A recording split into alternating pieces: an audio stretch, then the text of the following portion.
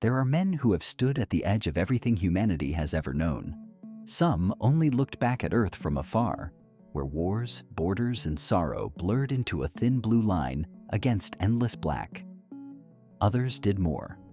They landed. Charles Moss Duke Jr. is 89 years old. Time has slowed his body, but not his memory. For more than 50 years, he has carried something he saw on the moon. He speaks quietly, without drama, choosing his words with care. Before we stand with him on the lunar highlands, we must know who he was first. The year is 1969.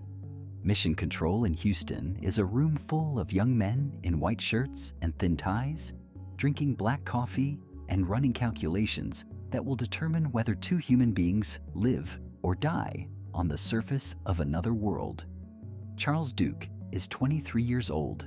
He is not an astronaut yet, not in the way that Armstrong and Aldrin are astronauts, not yet tested by the void. But he is the voice. He is the capsule communicator, the Capcom, the human being whose voice travels through the vacuum of space and connects two men on a descending spacecraft to everyone on Earth who loves them or needs them or has staked the reputation of a nation on their safe return. The tension in that room on the 16th of July, 1969, is unlike anything most human beings will ever experience. The numbers are tight, the margins are razor thin, and as the Eagle begins its final descent toward the Sea of Tranquility, an alarm sounds. Program Alarm 1202. Nobody in that room breathes. Duke transmits the call. The guidance team clears the alarm, and then, in a moment that will echo through the centuries of human civilization that follow it, the voice of Charles Duke travels through the emptiness between worlds and says the words that confirm the landing. Tranquility Base here. The Eagle has landed. He had guided them to the surface. He had been the last human voice Neil Armstrong and Buzz Aldrin heard before. The dust settled around the landing pads, and the engines went silent. He had done that. And yet, standing in that room, surrounded by cheers and handshakes, and men with tears streaming down their faces, Charles Duke felt something he did not expect. He felt an ache, because he had not gone. He had guided others to the place he dreamed of going, and the longing that settled in his chest that day would not lift for nearly 3 years. Apollo 16 launched on the 16th of April, 1972. By this point, the program was already beginning to wind down. The nation's attention had shifted. The budget pressures were mounting. The miracle of the moon had become, for much of the American public, a kind of routine. People were no longer watching every launch with the white-knuckled intensity of 1969. The moon had become somehow ordinary. But for Charles Duke, strapped into the Orion lunar module and beginning the final descent toward the Descartes Highlands, there was nothing ordinary about any of it. The Descartes Highlands. Say that name slowly and let it land. These are the ancient, heavily cratered mountains of the moon's southern highlands. Scientists believed this region had been shaped by volcanic activity billions of years ago. Duke and Commander John Young were going somewhere no human being had ever been, to study a landscape older than most of the rocks on Earth, older than the oceans, older than the first breath of any living thing that ever existed on this planet. They touched down at 27 degrees south latitude, 15 degrees east longitude. And then the hatch opened. Charles Duke stepped out onto the surface of another world. What he has described in the decades since goes beyond the clinical language of mission reports and post-flight debriefs. It goes into something more fundamental, more human, more raw. The sky. There is no sky on the moon, not in any sense that a human being raised beneath the blue dome of Earth can fully comprehend. There is no atmosphere to scatter the light. There is no gradation, no horizon glow, no soft transition between day and darkness. You step outside and above you is a black so complete, so absolute, so permanent that it stops the mind. Not the comfortable black of a clear night on Earth, filled with the familiar scatter of stars and the soft presence of atmosphere. This black is aggressive. It is a void that presses down, not metaphorically but viscerally, as though the absence itself has physical weight. And below that black, beneath that void, the sunlight hits the surface of the moon with a ferocity that has no analog in human experience. There is no atmosphere to filter it, no haze, no softening. The sunlight on the moon is direct, unmediated, brutal. It strikes the regolith and bounces back with an almost violent intensity. Duke has described looking at the surface directly ahead and seeing a brightness so extreme it seemed to vibrate, and then turning, slightly, stepping a few feet to the left and entering a shadow so complete, so perfectly dark, that it was like stepping into a different universe. Light and dark not blending as they do on Earth, not fading into one another through the soft transitions of atmosphere and dust, but existing side by side in absolute contrast, sharp as a knife edge, as immediate and final as the difference between being alive and not. And the silence.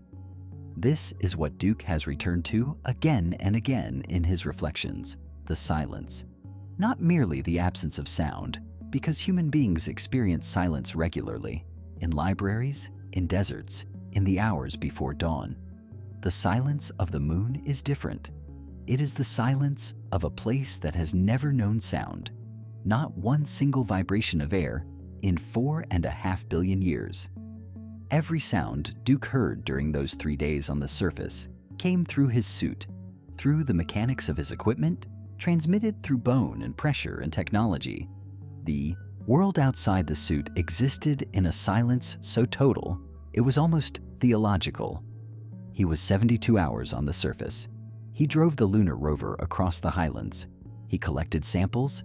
He hammered instruments into ancient soil. He ran experiments that would take scientists years to fully analyze. He did his job. And then something happened. Charles Duke does not describe it as a sighting. He does not use words that invite the kind of breathless speculation that tends to attach itself to stories about the moon. He is a trained test pilot, a military man, an engineer. He chooses his words with care. What he describes is a feeling. It arrived somewhere during the second day of surface operations.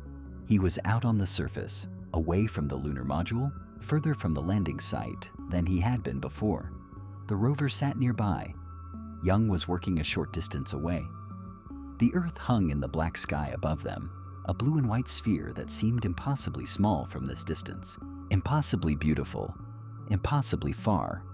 And Duke felt, with a certainty that has never fully left him, that the moon was not empty.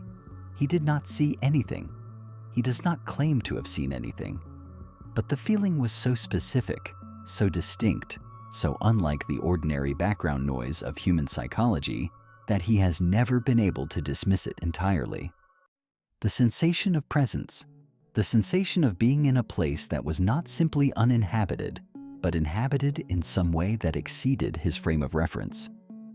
Not a threatening feeling. He has been clear about that. Not fear exactly.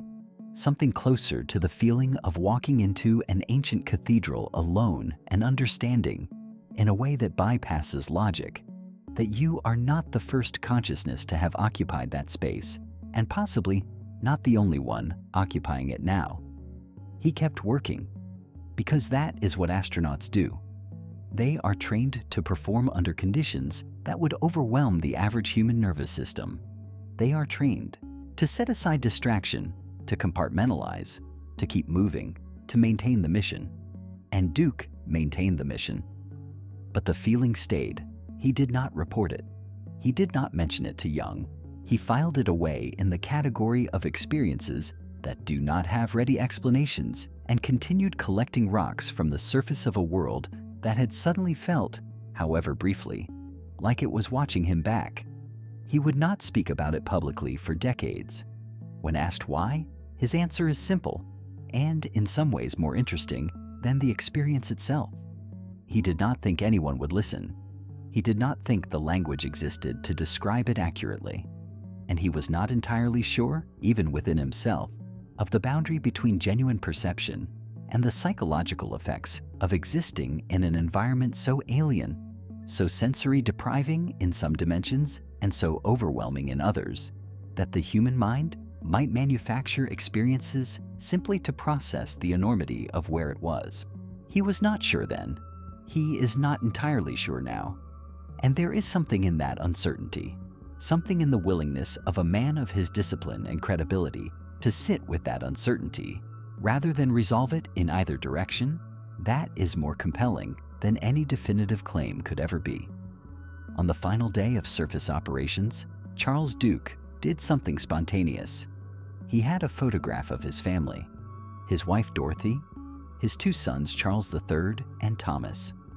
A family portrait, the kind that gets framed and placed on mantels in houses across America. He carried it to the surface of the moon and placed it gently on the lunar soil. He stepped back and photographed it. The family portrait, lying on the gray dust of the Descartes highlands, with the black sky above it and the earth hanging somewhere overhead. On the back of the photograph, he had written words to the effect that this was the family of astronaut Duke from the planet Earth, who landed on the moon in April 1972. He left it there. Scientists have noted that cosmic radiation at that distance from Earth's protective magnetosphere would likely have bleached the image within a relatively short period of time. The photograph almost certainly no longer looks like a photograph. The faces of Dorothy and Charles III and Thomas have almost certainly faded into white. The words on the back have almost certainly been erased by the ceaseless particle bombardment of deep space. But the object is still there, a piece of photographic paper on the surface of the moon, on a world that has no weather, no erosion, no wind, no rain, no biological process of any kind. It will remain there for millions of years, long after every human being currently alive has died, long after the civilization that produced Apollo has transformed into something unrecognizable, long after the names Armstrong and Aldrin and Duke have ceased to mean anything to any living consciousness on Earth. A small rectangle of photographic paper will be lying in the gray dust of the Descartes highlands. Duke has said that he is at peace with the fading of the image. What mattered was not the photograph. What mattered was the act. He came home, and then came the hardest part. The spacecraft splashes down, the helicopters arrive, the world celebrates for a moment, and then turns its attention to the next thing. And Charles Duke, who has walked on the moon, who has felt the brutal silence and the alien light and the presence of something he cannot name, finds himself standing in a suburban house in Houston at 37 years old, trying to figure out what comes next. The fame was there briefly. The parades, the speeches, the handshakes from presidents. But fame of that kind is not nourishing. It does not fill the space inside a man that was once occupied by mission, by purpose, by the daily work of preparing to go somewhere no human being had gone before. He has spoken about the emptiness that followed. The particular loneliness of a man who has done the most extraordinary thing a human being has ever done and discovered that it is not enough. His marriage strained under the weight of his absence, not just the physical absence of missions and training, but the psychological absence of a man who was always somewhere else in his mind. Dorothy struggled. He struggled. The relationship that should have been the foundation of his return became instead another terrain of difficulty. He has called it the strangest loss, to have had everything, to have literally touched another world, and to have come back hollowed out.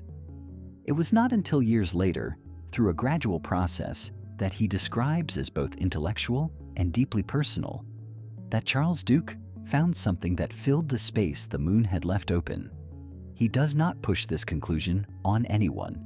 He is not the kind of man who needs everyone to arrive at the same place he did.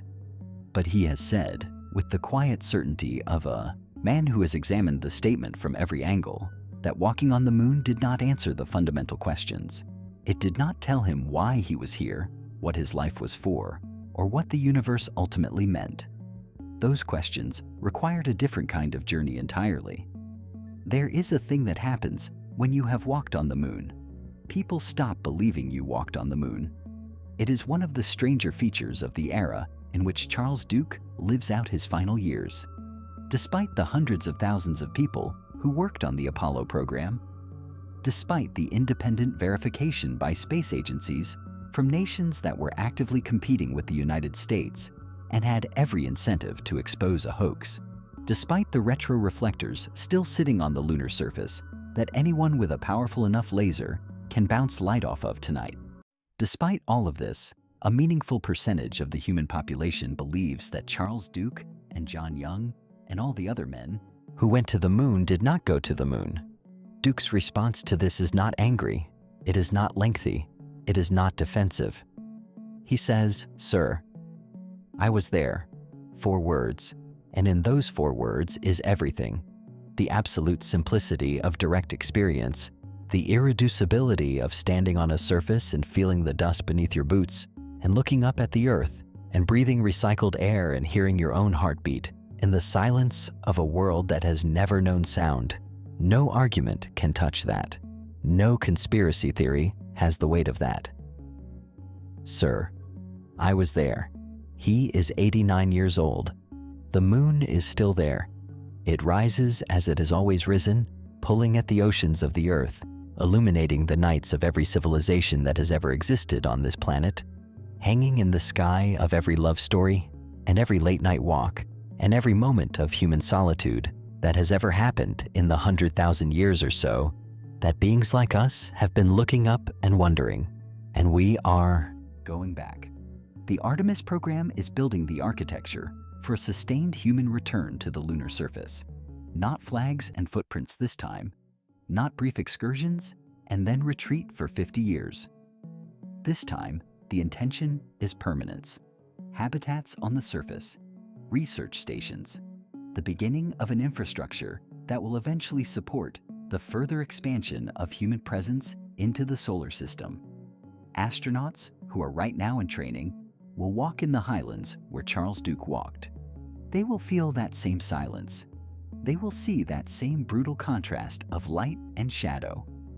They will look up at the earth hanging in the black sky and feel that same vertigo of distance and wonder.